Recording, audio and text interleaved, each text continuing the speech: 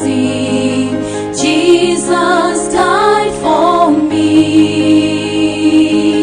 Living by faith is the theme of my living, serving God and be faithful till death.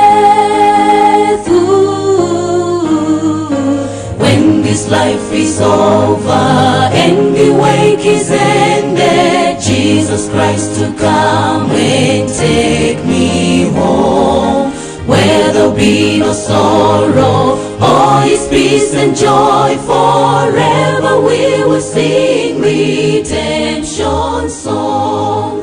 Jesus, I will praise him after all, for his...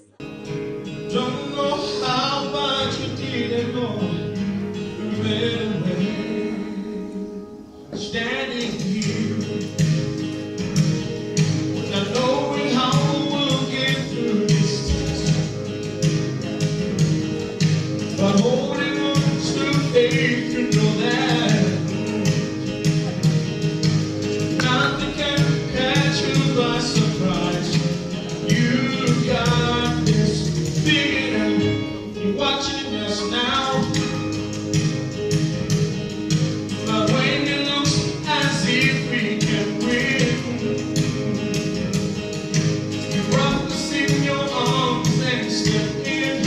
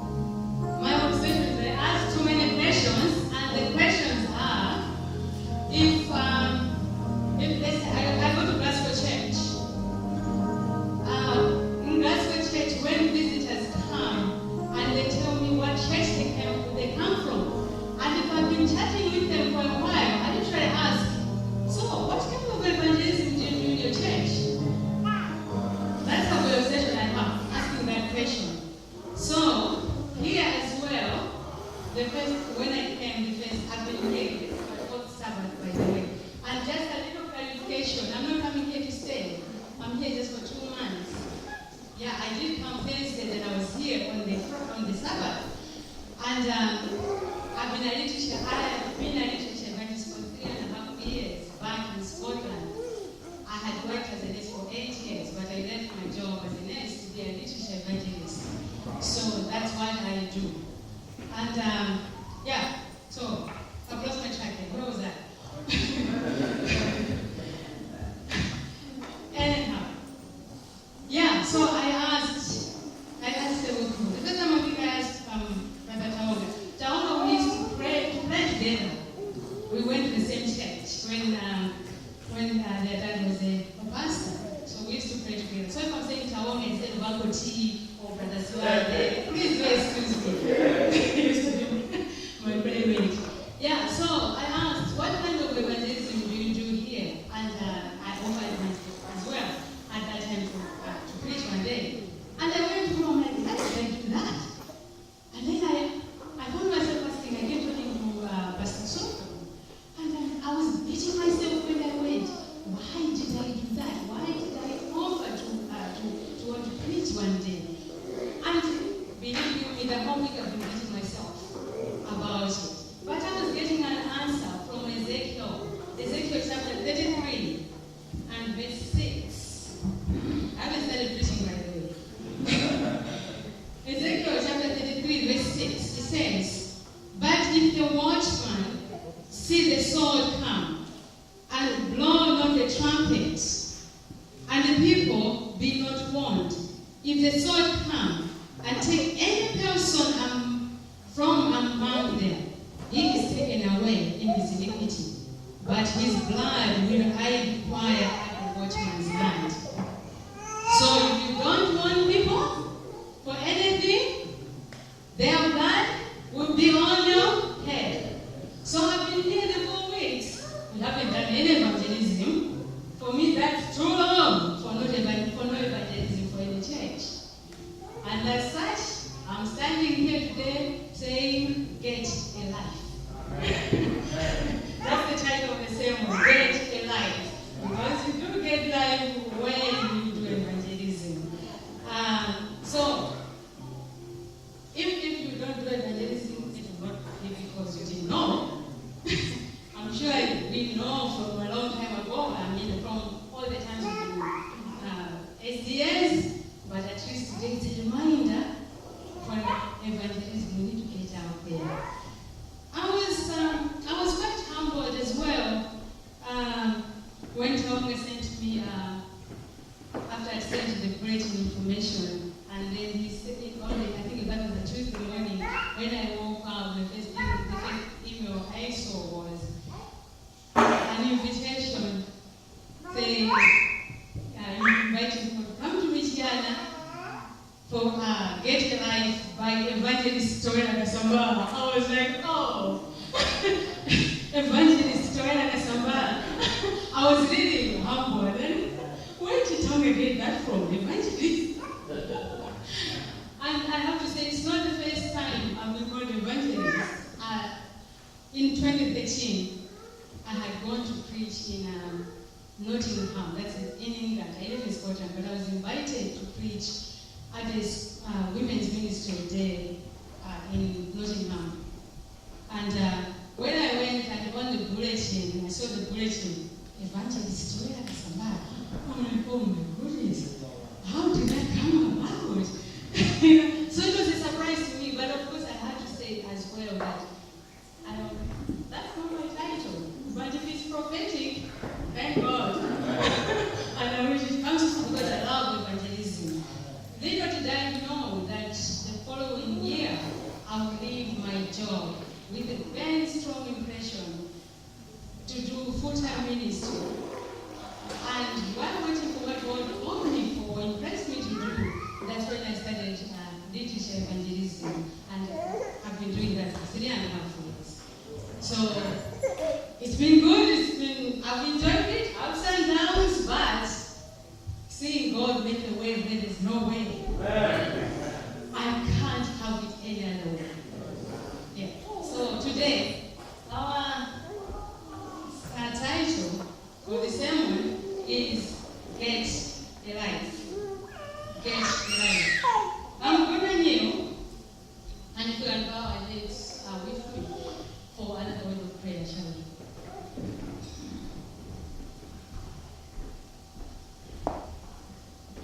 Dear Heavenly Father, we're going to open your word. And Heavenly Father, I thank you that you can use me at this time. I'm a woman with clean lips. And I dwell among people who have clean lips. Heavenly Father, I pray that you forgive me for any sin that I have committed. Because, Father, on my own, I'm not worthy to stand in front of your children. So, Father, please forgive me. And I pray that you put your words in my mouth, because my words can hurt people and they'll go home empty. But I pray, Heavenly Father, that you take full control. And at the end of it all, Father, all praise, glory, and honor will be unto thee. For we ask in Jesus' name with thanksgiving in my heart. Amen. Get a life. Ever heard of this? Get a life. Has anyone told you to get a life? Yeah? It can come in so many different ways. But you still remember get a life still. I remember somebody. I was a Gospel Ministries leader at that time. And I would stand when there's 10-minute window to talk about door-to-door evangelism. And it's like, is that all we can talk about? I didn't know at that time until, I think last year or 2 years ago. I think 2 years ago. He invited me to go up to his house to teach him about door-to-door. And he said, I can't believe I'm here learning about door-to-door. Anytime you get out there and talk about it, I used to be angry with you. Can't you talk about anything else? So, we're talking about the same things over and over. Get a life. And many people who don't go to church, they would ask you, do you drink? No. Do you smoke? No. So what do you do? Have you ever been asked such questions? Yes. In other words, they're saying you don't have a life. Get a life. So, get a life. We are always talking about God. We are always coming here to church. But do you have a life? Do you have a life? Yes, people out there, they would think drinking alcohol, smoking, partying, and things like that, they think they have a life. You and I as Christians, you would say, they don't have a life. Because we know that the alcohol, the smoking and everything will ultimately lead to distraction, right? Yes. So they don't have a life. But still, we think we have a life. But my question still remains, do you have a life? John 10, verse 10. Who read it by the way? Yeah. He read it there elegantly. John 10, verse 10. The last bit of it. But I have come that they might have life, and that they might have it abundantly. We're missing something. More abundantly. Yeah? You can have it abundantly is good, but you can have it better. More abundantly. Right? So, Jesus said, I have come that they might have life, and that they might have it more abundantly. What is one characteristic of life? You are walking, you are able to talk, breathing, etc., etc. And another thing is growing. When there is no growth, you start wondering, if it's a child, should we take them to the hospital? What's wrong with this child? They are eating okay, but they're not growing. What's wrong with Seventh-day Adventists? Every time they hear about all the 3 angels' messages, they feed themselves every Sabbath. different preachers preaching, but they're not growing. What's wrong with them? They need to get a life. Maybe they don't have a life. Can I have a slide?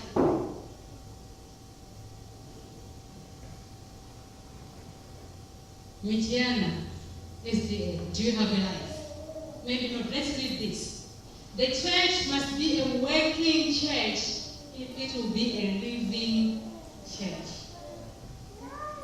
Is this a working church? And when we're talking about work, we are not talking about work that we are going to earn a living. We are talking about working for one, lost souls. And if a church is not working for lost souls, it's a dead church. It's not living. Therefore, get a life. It should not be content made to hold its own ground against the opposing forces of sin and error. Not to be content to advance with dilatory step, but it should bear the yoke of Christ. And yoke of Christ for ourselves. Serving to reach souls for Him. So the church should bear the yoke of Christ and keep step with the leader, getting new recruits along the way. If we're not doing this, we don't have a life. We need to get a life. That means if we're not doing this, our church is dead. And the times that we are living in, we cannot afford to have a dead church. We will see what we need to get a life.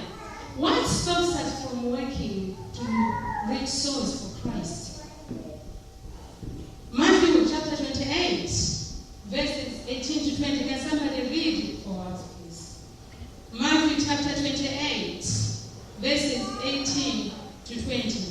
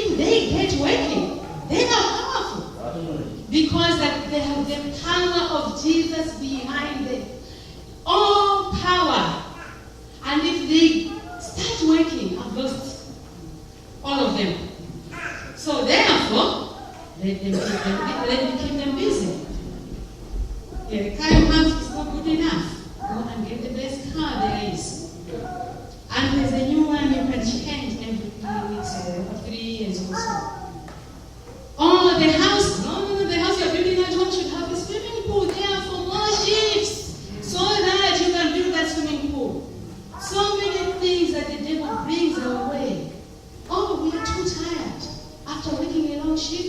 I'm too tired. I need to rest. Therefore, and you cry only when you cry now with the TV and remote in your hands because you are too tired. We are busy for us. As a result, we are missing out on the blessing that God has in store for us. Therefore, we need to get a life because we are missing out on the blessing. Can I have another slide? Please. This is from Steps to Christ. The spirit of unselfish labor for others gives depth, stability, and Christ-like loveliness to the character and brings peace and happiness to its possessor. I like the Bible study that we had last week.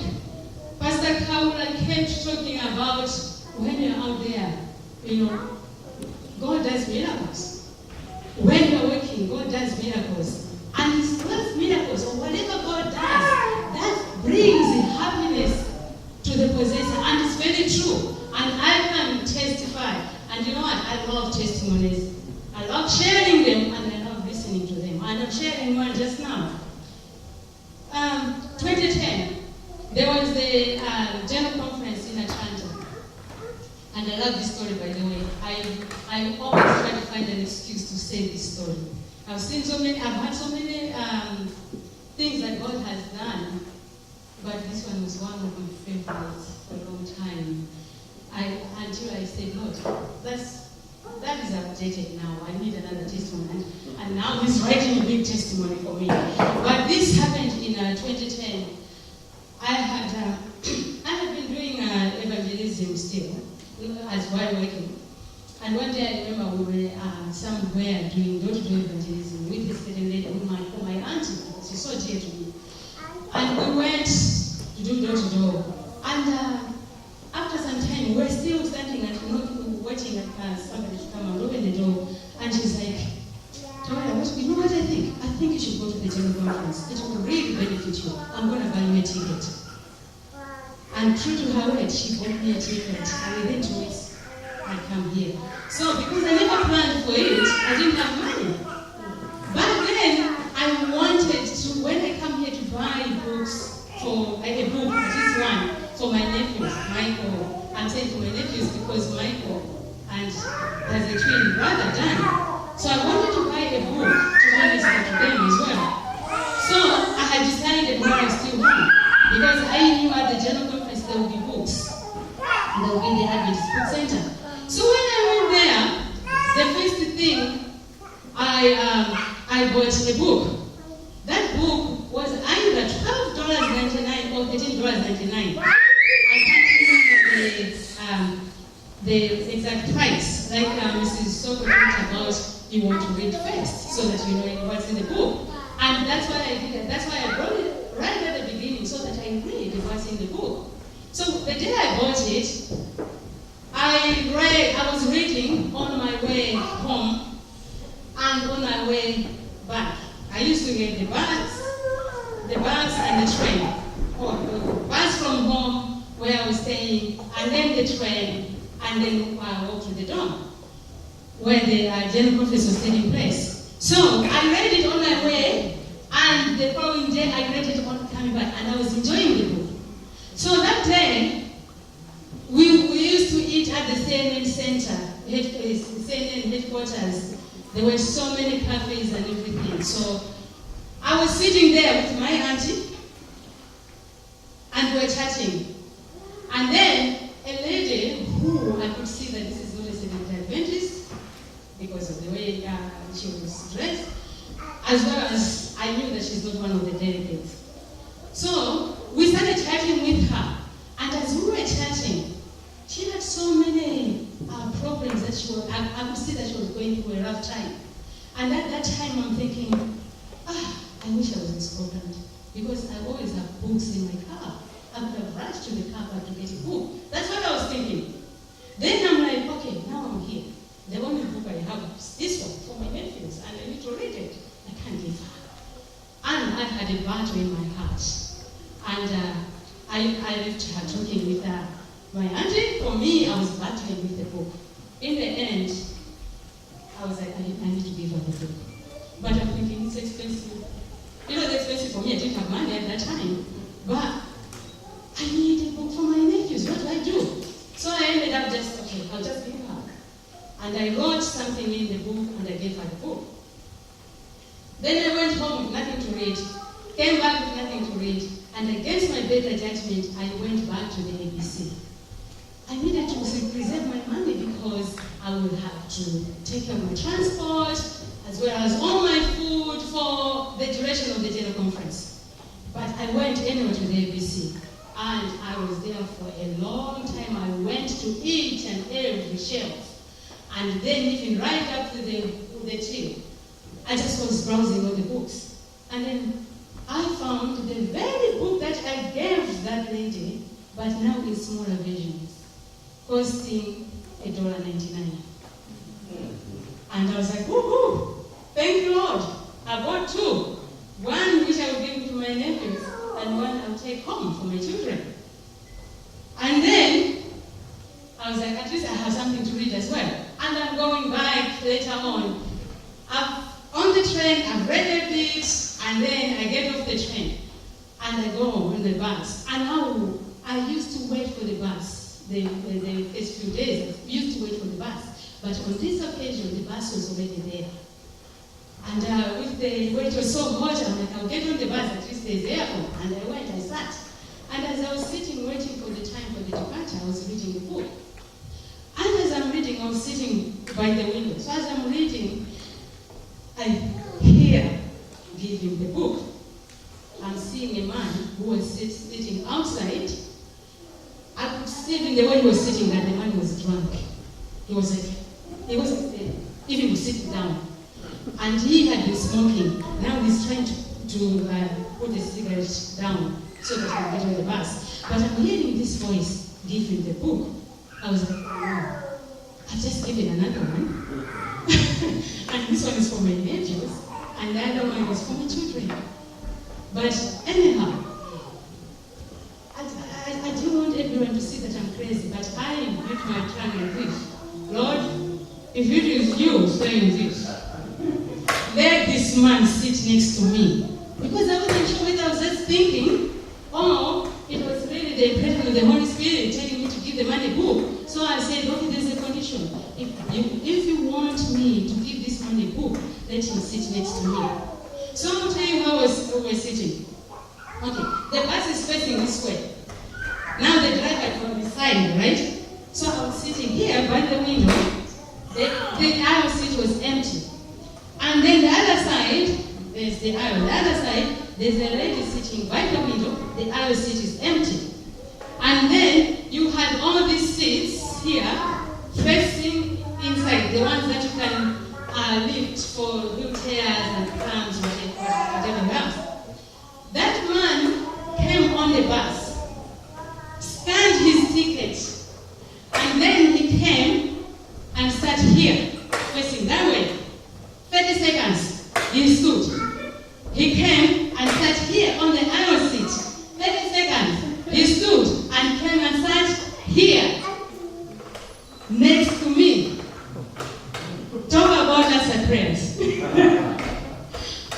And the man, because I said, remember, he was drunk and had been smoking, and comes and speaks to me, but right next to my cheek. And at that time, if I had not asked God, I would have stood right up and went to sit somewhere. But because I had asked God to bring the man here, I just sat. What else can I do? But now I'm like, Lord, how do I give you the book now? Can I just say, here's the book? What do I do?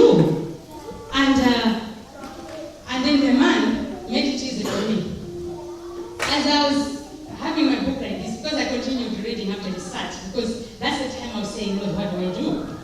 The man grabbed the book from me. And then he went to the very last page and he started following with his finger, reading. And while I was reading, I said, you can have the book if you want. So I didn't know whether he heard me or not, but in the end, he was giving me back the book. I said, oh, you don't want it? I said, you can have the book. He said, oh, really? Thank you. And he took from his bag an old hardcover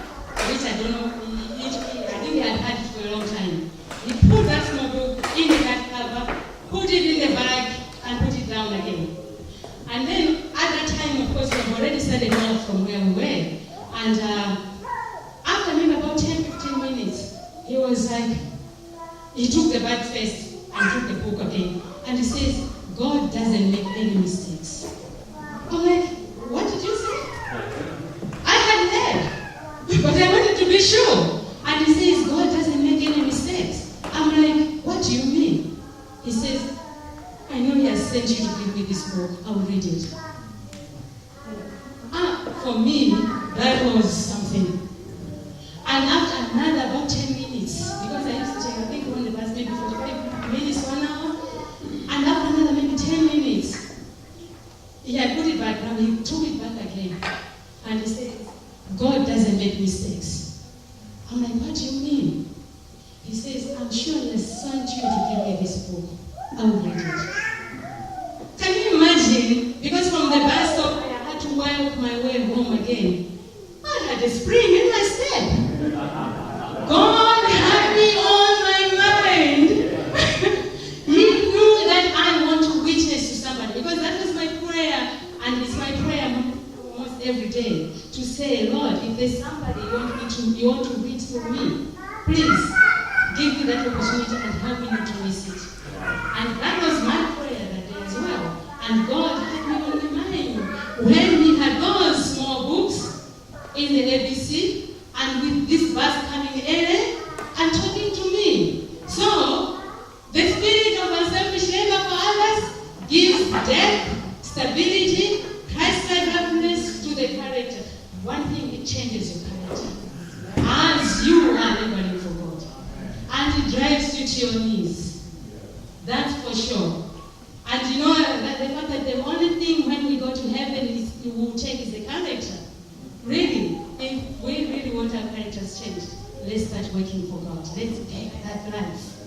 Amen. So, Luke chapter 10. Let's go to Luke chapter 10. We see others who are telling their testimonies. Just like I've told my testimonies and show how it gives you joy. Luke chapter 10, if somebody can read. Luke chapter 10 from verse 17. Luke chapter 10 from verse 17. We'll read up to 20, up to 19 first. Luke chapter 10. Has anyone got it? In that chapter 10, the first thing that we are seeing is Jesus sent the 70. Earlier on, he had sent the 12. Now he has sent the 70 to go and do some door-to-door work. Can somebody read, please? From verse 17. Yes, please. The 72 returned with joy and said, Lord, even the demons submit to us in your name. He replied, I saw Satan fall like lightning from heaven.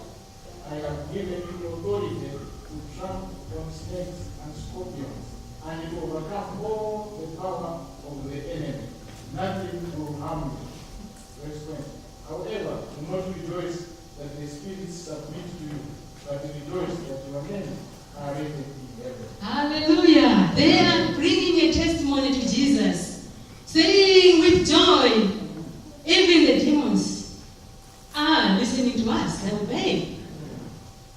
And Jesus is saying, I've been there already, I saw you. I saw the Satan falling from heaven. Meaning, Jesus was there.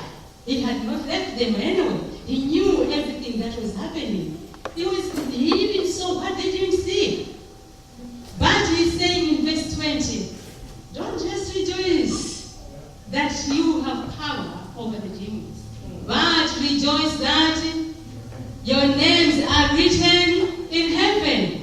Rejoice that you are getting a life. So friends, when we are out there reaching for others, yes, you will have joy in so many ways. When you see Jesus coming through for you, God coming through for you, you will have joy. You will tell testimonies and everything. But Jesus is saying, not just that, but your names are written in heaven. Be assured of your eternal life. Why? Because you went and did what He wants us to do. Can I have another slide, please? Those who thus exercise the Christian graces will grow and will become strong to work for God. They will have clear perceptions, a steady growing faith, and an increased power in prayer. The Spirit of God moving upon their spirit calls for the sacred harmonies of the soul in answer to the divine touch. Those who thus devote themselves to unselfish effort for the good of others are most surely working out their own salvation. We have a saying in Chichewa, "Woyenga mafuta satua." And there's also a Bible verse that goes with that. It's Proverbs chapter 11, verse 25. Proverbs chapter 11 and verse 25. It says, "The liberal soul shall be made fat, and he that watereth shall be watered also himself." And that's another testimony I can tell. I don't know whether, Frederick, I don't know whether you're one of the students I used to use so much. I wasn't serious with church, even though I was born as a Seventh-day Adventist. And in Maramulo, as well as in Njika, as teachers, we were required to do 1 week of devotions every morning. And I used to hate it. I'm being honest. I used to hate it. And I used to ask willing students, I don't know, Frederick, I think you were one of them. Only one time. Yeah, but I used to give students who are willing to go and do that for me. But before that, there was a pastor, before I started teaching, there was a pastor in where we grew up. I don't know whether he was there when he came, but Pastor Kaura may know him, Pastor Nyirenda. He had come here to the US, and when he went back, he went with a box of books. We went home with a box of books. And one day he came to our house and with the whole box. And he said, "You can pick some books here." And I took Great Controversy and Desire of Ages. I was at that time, maybe in secondary school, I can't remember. But I think I was in secondary school. I had those books. The only time I opened those books was to write my name at the beginning. I never read the books. And I went to Solusi with my new books. I took them to Solusi. And then I came, we started teaching at Lunjika.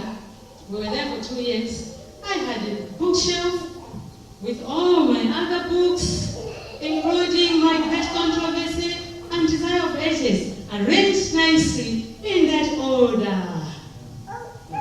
Never opened the book. Not even once. Then we transferred to Maramulo. Still on my bookshelf. Still new. Never read them. And then I came, I went in Nadra for a while. But then I came here. I went to Scotland. I did carry my new books because we are limited to 23 kilograms or 20 kilograms. So I didn't even carry a Bible. I left my Bible home. Then we were in Glasgow. And I don't know after how many years, our church brought in these leaflets that every member should take. God had been working on me at that time. We should take these leaflets to put in the letter boxes as evangelism, right? And I took mine as well. And I'm like, okay, I'll start in my street. So I went to the street, in our street, I went to these, apartment buildings, and I started putting in the letter, the leaflets. Then I heard in one of them a dog barking, and I was like, no, I don't do dogs. I really don't do dogs. I ran from there, and I said, I will not go again. So I made a plan. I will wait for the postman when he comes. And when the postman comes, I will say, can we go together? And yes, I went with the postman. We went and distributed a lot of leaflets while talking with the postman. And God did another miracle for me as I was talking with the postman. Anyway, but it's a testimony for another day. But that started me going for evangelism. Then I started giving out big books and Steps to Christ and them. But one day I was like, I am giving out these books. What if somebody asks me, what's in the book. What will I say? Guess what that did to me? I started reading. I picked the Syrian romantic novels and started reading the good books. Steps to Christ, Desire of Ages, the ones that I didn't read at home. I remember the first great controversy that I read was my young sister's. She had, some of you know Desire. She had one which she had marked, highlighted here and there, and in the middle it was a bit torn. That's the very first one I read. Not my new ones, which were sitting somewhere in a box back home. But how did I start reading? Because I started laboring for others. Amen. The one who waters will himself be watered. As you are working for others, you are earning your own salvation. It just doesn't come. We need to work. We need to get a life. Because God wants to bless us. And another story I read from Christian Service, but it's also in one of the testimonies for the church. Ellen White was saying she read this story. She talks about a man who had been traveling, and he was stranded wherever he was. I'm forgetting now. Said it over and over, but it's a while back since I preached this sermon. And he had been traveling, but it was snowing, and she was kind of freezing. But as she's lying there, just waiting to die, as he's lying there waiting to die, he hears another person groaning. That means there was another person who was in a similar situation as him. But he felt sorry for the man who was groaning, forgetting that he's doing the same. But because he was feeling sorry, he stood up and went and started, trying to warm the blood of that man, warming it, and carried that man to safety. It's only after he had put him down that's when he realized what he has done. He was about to die himself. But because he took pity on the other guy, as now he's trying to warm up this man, his blood also is warming up. So he saved the man, but he saved himself also. We need to get it right. The world now, we are seeing so many things happening. The world doesn't need to see Christians dressed smartly every Sabbath going to church. The world needs people who are interested in their lives. That's what the world needs. Can I have Nancy? The world needs missionaries, consecrated home missionaries. No one will be registered in the book of heaven as a Christian who has not a missionary spirit. So we can be here every Sabbath. We may miss out on eternity just because that neighbor has not been warned. Just that colleague, that fellow student has not been warned, and we can miss out on eternity. Just like that.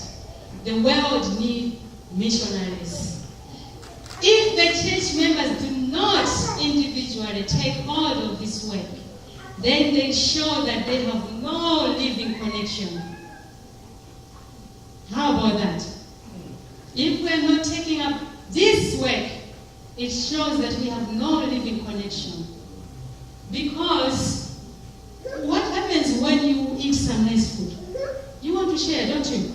You can't hide it. You want to share. There was a story of a man some men rather, who had gone to a bush to dig gold, to hunt or whatever, and they found gold. Gold. Usually people think I'm saying gold. G-O-L-D, gold. And they found gold, and they decided, you know what? Because it's night time, let's go home, let's keep quiet about it. Not to tell anybody, so that we come here again tomorrow and take gold. And when they went to the village, people, when they're seeing them, what's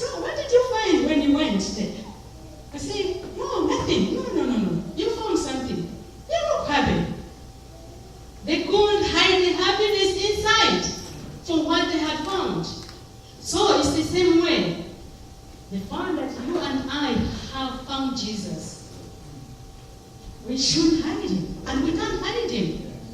We would just want to share. Even on the days that we don't feel like it, but because we have Jesus in our heart, we just want everybody to share the Jesus that we have found. Why are you happy? Because I've got Jesus. So, friends, get a life. What should stop us from having eternal life? What should stop us from now on to say, I want to be used for the glory of God? What should stop us? There should be nothing really. Jesus has done everything for us. He left all. That's how we sang that very song, I gave my life for thee, when we sang it in Chichewa. I gave my life for thee. What have you left for me? What have you given me?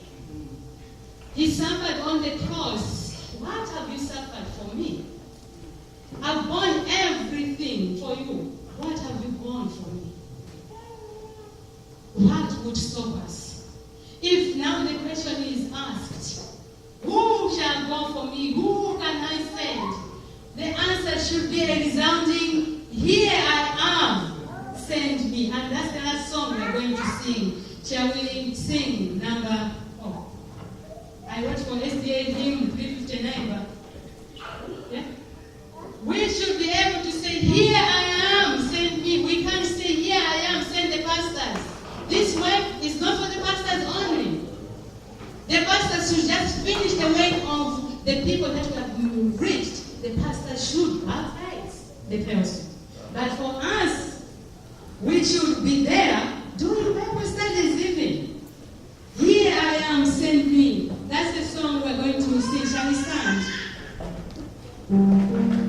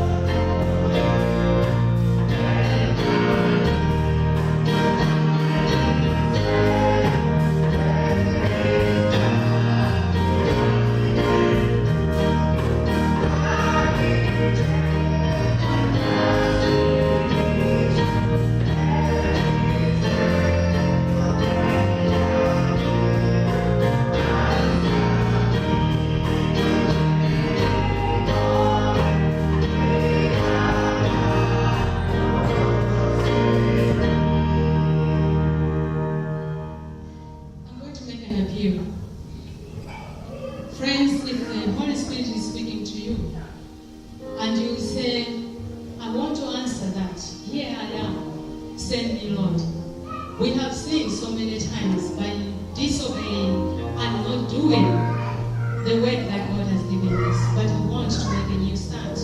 Because God is a God of second, third, fourth chances. And He's saying, who can I send today? If that's your desire, please do come in front. If that's your desire that I want to make another fresh start today, that I want to obey and say, here I am, send me, please come in front and then we can pray together. I'll ask Pastor Kaura to come and pray. Or is it too much? I'll ask Pastor Shaw. Pastor Kaura, please come. For those who want to make a clean start and say, Lord, I haven't been doing the work you have called us to do, but I want to start. And God knows your heart. God knows your heart. And He sees your decision that I want to make a clean start. And He's gonna help because He says, I have all power in heaven and earth. Therefore, go.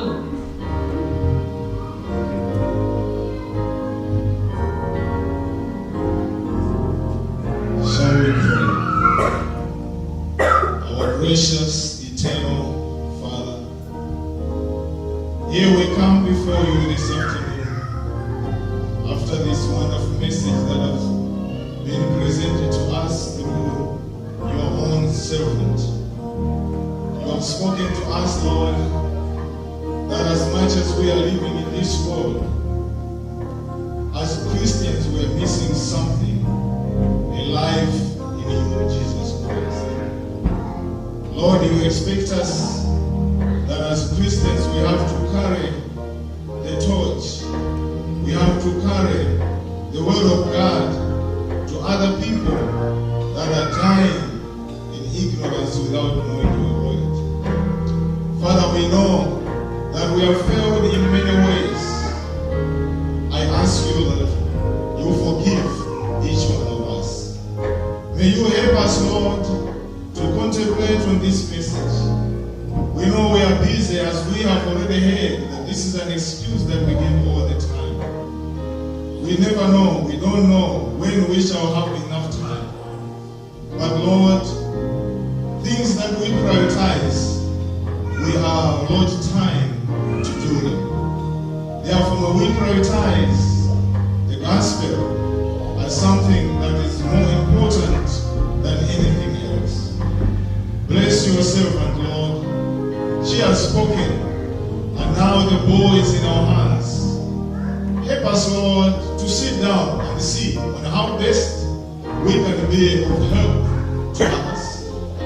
Lord, in our traveling, in our workplaces, in our schools, people that we rub shoulders with each and every day, some of them are dying without knowing. They ask us a lot of things. They have opened up for us to give them hope.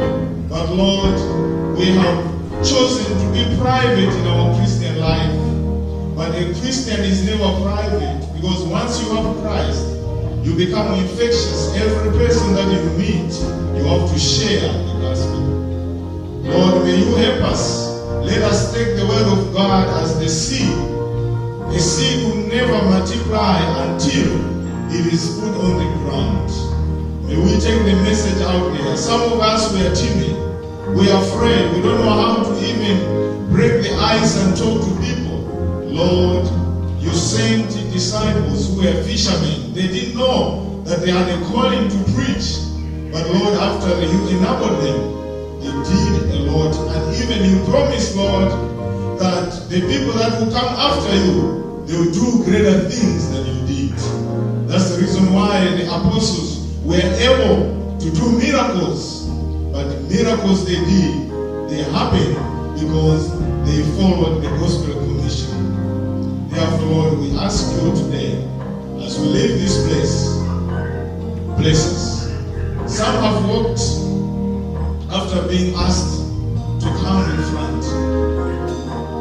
We don't know about them, we don't know whatever they are feeling. But Lord, impress in them something that they can do for you. They can either be literature evangelists, or they can even just share a book, or even share a word. We have social media today where we have so many things that we can share with people through broadband messages. We can share information about Christ. It is now easy today that the word of God is at the touch of the button. We can share verses to some people and make them have hope in you, Jesus Christ. Talk to us. Dismiss us with your blessings. And bless the speaker. And bless the entire church so that we do not forget